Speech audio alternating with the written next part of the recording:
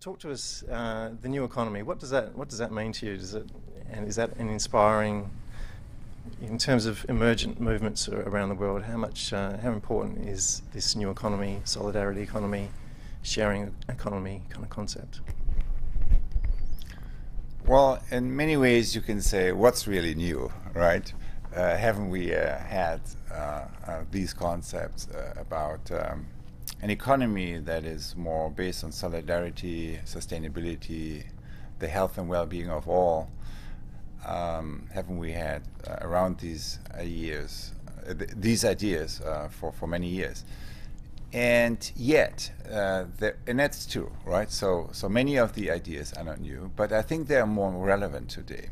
So maybe I gave a talk at the UWA last night, and we did a poll there about what people thought we should have in terms of economic collaboration, and then what they were doing today, and there was a big gap, right? So basically everyone kind of more operating in a silo structure. Yeah.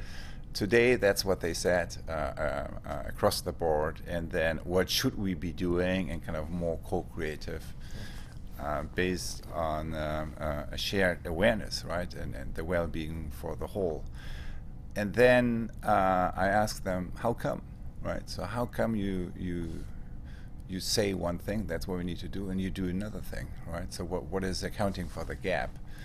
And then the answer was fear and this and that, but among the top four, I think, one was capitalism, right? So that means, and that's new, so when I was asking this question, say, a few years back, it would be the capitalism would not have come up. I think there is an increasing awareness around the world, and it started really with the 2008 crisis, which I know was not a crisis here. That was maybe the only country, one of the few countries where it wasn't, but in many others, the almost meltdown of the financial system, of which we now have the 10-year anniversary in a few weeks later this year. That really was the kickoff for, yes, a lot of people suffered as the result, but we had a shift in consciousness, I think, that got seeded back then, and that now comes more to fruition. So most people know that where we are going with our economy today is unjust, unsustainable, and unhealthy for the planet, for ourselves, and for the community, and that something needs to shift. It's also shared by the majority of American young people. Kind of, they're very critical of capitalism. Those are the Bernie Sanders voters who, by accident, some of which may have voted for Trump because he sounds more radical, but I don't think they will do that the next time. And young people in America are also equally critical of socialism, right? So we know one isn't working, we know this other thing isn't working either, at least in the longer term, so we need something new. I think that's an awareness that's coming more and more to the surface. As we know, the departments of economics and management are basically paid for not asking these questions. So there's a wide field of possibility and of experimentation that is moving us, so that not only comes up with new frameworks, but also with new concepts, tools, and living examples how an economy can be organized that's more aligned with our intentions and not operating in a mode where we collectively create results that no one wants. You kind of alluded to this a little bit just now in your response there, but I had a great conversation with an amazing participant in the New Economy Network Australia, bringing a strong kind of gender, addressing gender issues, Elsie Hui, and she actually pointed, when I asked her a question about post-capitalism, towards pre-capitalism. And you know, here in this part of the world, we have the oldest living tradition, oldest living culture, the Noongar people. How much, I guess, are you interested in? How important is it for us to look to our ancestors and particularly First Peoples' wisdom in moving forward? Well, I think it is very important, and to really move forward, you need to understand the past, of course, particularly the hidden parts of the past, kind of that have been in a blind spot of the dominant culture. So I think in a little bit generally speaking, because I lack really kind of more specific knowledge here, but in indigenous cultures you have of course a much more authentic sense of community ownership, which is exactly what we need in the transformation of capitalism, right? So we have private ownership, we have state ownership. What's basically missing is a third type of ownership, rights, that is doing a better job for our commons, right, that are in crisis all over the place. And that's where we can take a lot of inspiration from there. It's not in order to go back. I don't think there is a way of going back, but it's kind of honoring the past and, you know, connecting, you know, it's respecting, but also connecting with them as a source of inspiration that can help us to basically create a third class of ownership rights that is in between state and private, and that kind of protects the interests of future generations, and that allows us to do, you know, to really run, for example, companies in a more effective way that is serving the interests of the community.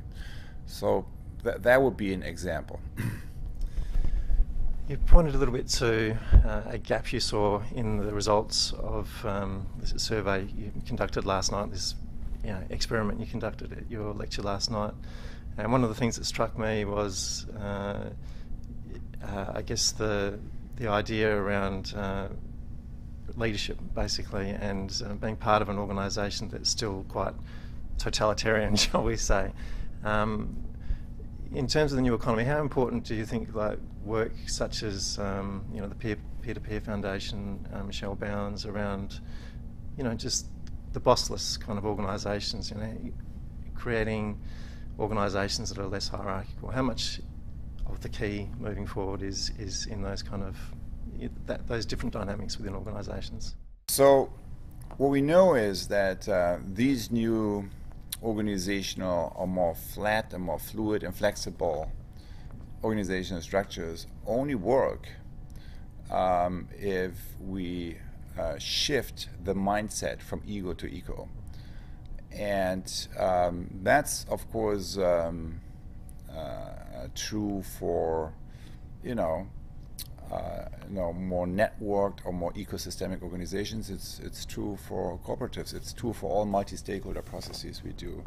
And when you look into the new economy movement, right, we have not exactly been a primary shining example for embodying the core value that we preach, which is cooperation, right? There's like too many initiatives preaching all the same thing, and not really more in parallel structures rather than together. And one thing that inspires me is that I think in the last few months and years we see kind of many of these movements coming together. An example would be We All, right? So where you see a lot of these initiatives really intentionally coming together, working together, and I think that's a very positive sign. And of course we need to embody the core values that we preach also in the way kind of we build our own movement. And in that way, I think there is a lot beginning to come together now. And when you look at it more historically, kind of from 50 years after 1968, there has been what happened with that movement, right? So there's an ecological strand, there's a social strand, and then there's the consciousness strand. So you could say it really, that movement had three parts. The responding to the ecological crisis, the social divide, but also kind of the inner divide, or the spiritual divide. And the problem of the last 50 years, by and large, was that these two movements separated out from each other, right? They responded to the symptoms of these issues in a way that not reflected the other two dimensions. Realizing today is these are not three problems, right? The ecological, the social, the spiritual divide are not three problems. They are three phases of one and the same problem. And what we see today is happening is a movement where this awareness that these three things are really one thing in reality, and it has to do with how we constitute also our economic system. That's a big source of inspiration, and I think there is a significant number of particularly young people who feel that, and that puts us on a new playing field. I have a quick little dream to share with you I had last night. It was like a gathering of Occupy people from around the world. It was very dramatic. All these leading people around the world, the leaders of this leaderless movement. But it was, kind of reminiscing this kind of, of course it was all very dreamlike with, galactic kind of Star Wars kind of level battles that we were kind of engaged with and reminiscing about. But anyway, as we were having this meeting, there was this clown in the corner, full Ronald McDonald kind of clown. And this clown just, I can't remember, just did something stupid, interrupted the conversation or whatever. And the reaction from everyone, including myself initially, was, shut up, you idiot, and just like mocking and actually really quite vicious and nasty. In my dream, I'm observing this and reflecting on it now and saying, well, actually, that's not really not a great way to respond. You spoke about last night, obviously Donald Trump exemplifies a certain clownishness, I guess. Mm-hmm. How do we, in the new economy, within ourselves, within our collectives, how do we deal with these clowns? Yeah, the volume of these clowns has been turned up quite a bit, right? The past months or years, or was it a century? I don't even remember. Right? It feels like a century now. I think there is what has happened to me, and I think what has happened to many people is it threw us off balance, right? So if I'm honest, I over-attended to that, right? Your daily news. So it's absorbing too much attention. That's one problem. The other problem is if you totally tune out, right? And live in a parallel universe. So I think it's a question of balance that we need to find. So there's the clown world. I would say we also need to recognize, so the positive, there's a gift the clown is bringing, which is consciousness, right? And consciousness is about basically patterns that we also see in ourselves enacting, particularly on a collective level. And it has to do with basically the amplification. If you look at the essence of that, it's the amplification of ignorance, hate, and fear, or the freezing, the closing of the mind, the heart, the will. And I think what we as a movement to really regenerate our economy, advance our democracy, reinvent our learning institutions, and thereby really regenerate also our civilization. What we need to do, the only way to do it is to create like a foundation for that that's based on the opening of the mind, the opening of the heart, the opening of the will. So that's a daily practice field. And the clown reminds us how urgent that is. So there is a certain appropriateness to kind of attend to that, to stay in touch with reality. But it has eating up too much of the oxygen, right? Because the main focus, there are two stories going on in the world. The clown story, which requires attention. But the more important story is the story of awakening. It's a story of an awakening new consciousness that has to do with, that in various regions and clusters, and I think Western Australia is a perfect example for that. We have like a bottom up. It starts in cities, it starts in communities, it starts in regions, and there is where networks begin to connect, right? Also networks, in my way, kind of the new economy, in my framing, the new economy really is not one thing. It's kind of 7 different acupuncture points of which we talked about 1 or 2, but this and the new economy movement is really connecting all these dots. It's not just talking only about money or only about sustainability or these other things, ownership. So this movement and the awakening of the movement and kind of the cultivation of this new awareness that many people bring, that's actually the other story that's going on. It's much more significant as a story. And what's the difference to the clown story? It has no amplification mechanism. That's what you do. That's why what you do is so important, because the social media, kind of the traditional media, amplify the clown story, but they don't amplify the deeper awakening, the real story that's going on today. And that's also something we need to develop, an amplification mechanism that helps the emerging global movement that we see in many places around the world to become aware of itself, right? So we have the beginnings of a movement, but that movement is not aware of itself. The moment this awareness, this collective awareness will kick in, we have kind of the self-amplification. And that's, it has infrastructures for that, in part are physical and in place in localities, but in part are also digital, so what you're doing. One final question for you. Thank you again for your time. Just, I'm interested in your thoughts, when, again, pointing to your to your lecture last night, and the capitalism sticking out like it did, and some other key words around fear and people needing courage and confidence. For me, a big part of that is just people's obviously precarity in their lives, and this is people, with a lot of privilege actually compared to a lot of people around the world. They're still feeling this precariousness.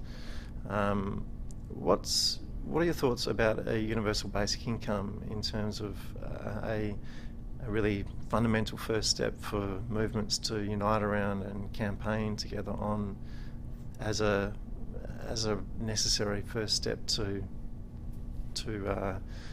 giving people the space to really engage with these things more fully than they're able to at the moment?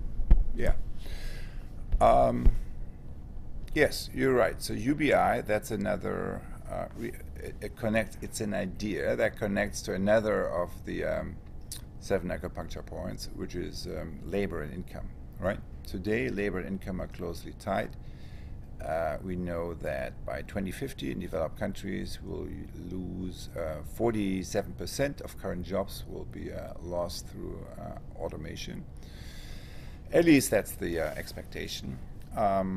So, which really prompts us to rethink the whole architecture of, how do we distribute income, and why is it so tightly, if it's a human right, why is it so tightly related to work? It can be more loosely coupled, and income can be also more distributed according to a basic human economic right that then puts you into a place to better contribute to the community. So I think it's a very worthwhile idea. It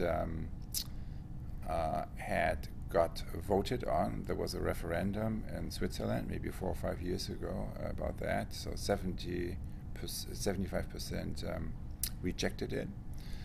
But that was already a success to have that referendum, right? And today it's discussed all over the world. Not very surprisingly, it has a lot of supporters also in Silicon Valley.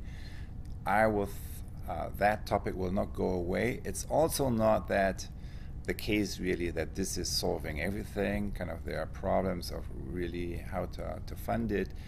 But personally, I think this is very much going into the right direction. There are like 4 or 5 countries doing experiments with that, kind of including Finland, even though they will end that experiment by the end of the year. So that's exactly what we should be doing. We need larger scale experiments with that, and personally I think that will be one of the, it has many of the core ingredients of what we need in relationship to that topic. I also think it's interesting that a few weeks ago, as you probably know, we had another referendum in Switzerland around sovereign money, and which basically proposes or asks the question, where is money actually being created, right? And the interesting thing is bankers don't know. Even the CEOs of alternative banks often don't know, right? And what happens today is money is created through commercial banks. And sovereign money, and that's kind of therefore where a lot of the added value is extracted, right, through the financial sector. So the concept of sovereign money brings that more to us awareness, and it basically says, there should be only one institution, which is the federal bank, right, the Federal Reserve Bank, that should kind of create that. That should have the right to create new money. Well, that is a problem because then it's government and corruption. But it's also an opportunity because it could be more tied to democratic participation and to the commons, right? So it could be more tied to ecological, social, cultural commons and innovation. So that was another vote. The same number voted it down, 74% or something. Probably the same people, but it will stay, right? It's another acupuncture point. It's another topic that is referring to the foundations of the current economic system, kind of the current version of capitalism, and that if change would allow us to really move into a different economic order. So yes, UBI, kind of sovereign money, kind of, and some other related topics are all part of the conversation, as are the new social capabilities, the new awareness-based social technologies that we need in order to make more flat, more fluid, more democratic ways of organizing really workable. So it's an exciting time we live in, and all these important conversations are beginning to come to